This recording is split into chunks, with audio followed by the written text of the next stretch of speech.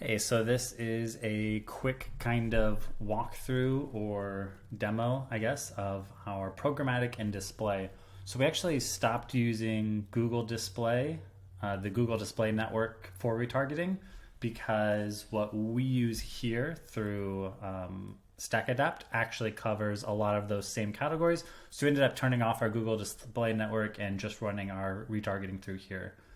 So with this pixel on the website, you can pick up on targeted traffic, and then it can place those in the same kind of audience networks that the Google Display Network did.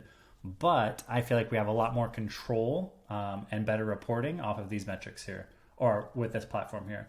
So if you look here, I can see pretty detail of the amount of impressions, the amount of clicks. I can set up conversion tracking, so we can come down here and we can see, that we have spent $1,700 here, $693 here. Let's sort this. And okay, this is last 90 days. Or this one's actually should be all time. I can then see how many conversions I got. I can see the conversion value here, the return on ad spend. And I can dive into some different metrics here where I can look at the trends on clicks and cost and conversions, and we can give pretty decent reporting on the different ad creatives themselves, as well as what we're actually seeing with the results, the conversion values, and get some good testing here. So what it actually looks like though is, let me show you here.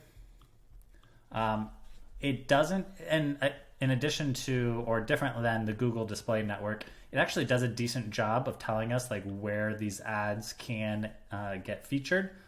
So each ad type is different. So this isn't like the comprehensive list of where all we can get shown. But if you look here, we can get shown on Fortune, Tech Insider, PC World, Daily Mail, some of the big ones. Reuters, Rolling Stone, New York Times, New York Post, Vanity Fair. And so if we're using this as retargeting, then it's not just, these people trying to read about something random. These are people that have already seen you, been on your website, and then you're following them to these various websites if that's where they go. So what this looks like out in the wild. So this is Entrepreneur website. And you see here, this is one of our ads. This is a display ad. So I'm going to show you 3 display ads, and I'm going to show you 3 programmatic ads. So the difference is display ads are kind of not a part of the website. They're either above or to the right. They're kind of just around, whereas the programmatic ones are in the actual feed. They look like they could be native content. So here's one of our display ads. As they're scrolling, as they're looking at the headlines, it jumps out at them. It's right over here. If they click, it goes to our website. Here is one on mobile, on Fortune website. As they're scrolling, as they're reading, it's a little banner ad. So this is another display ad. And again, like these would be pretty ineffective if they, as like a cold ad, I would think. But as a retargeting ad, when you're just trying to kind of nurture them, stay in front of them as they're going along their day, I think it builds trust and credibility where they start seeing you different places, especially when you're on well-known websites like Entrepreneur Magazine and Fortune. Here is one on Forbes. So we're reading down, and then this is another display ad. So the display ads are cool. They're really cheap impressions, and they do a decent job of building trust, credibility, kind of helping you show up everywhere that they are. The programmatic ones are probably my favorite. It's a little higher cost per impression and click, but they're a little more powerful because they show up in feed. I like using both. I'm not saying like one's better than the other.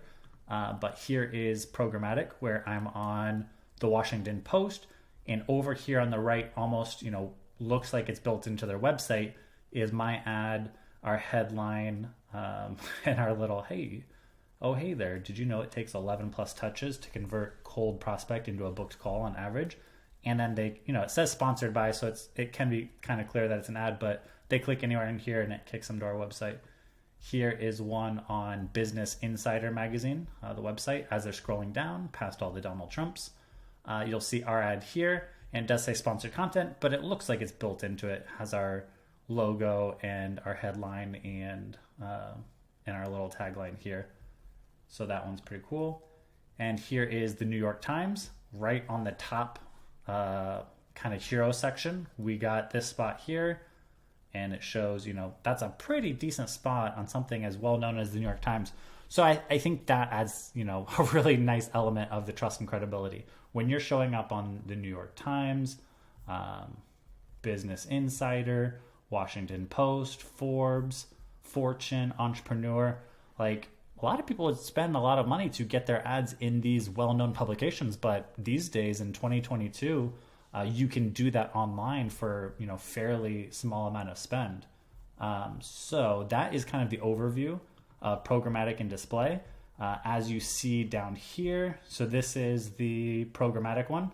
There's a lot of different dimension types that we can do for programmatic. So basically we would get like the dimension types, we would make the different variations so that we can show up in all those different websites have different requirements or different slots available. So basically having those different dimensions, and it's the same with display.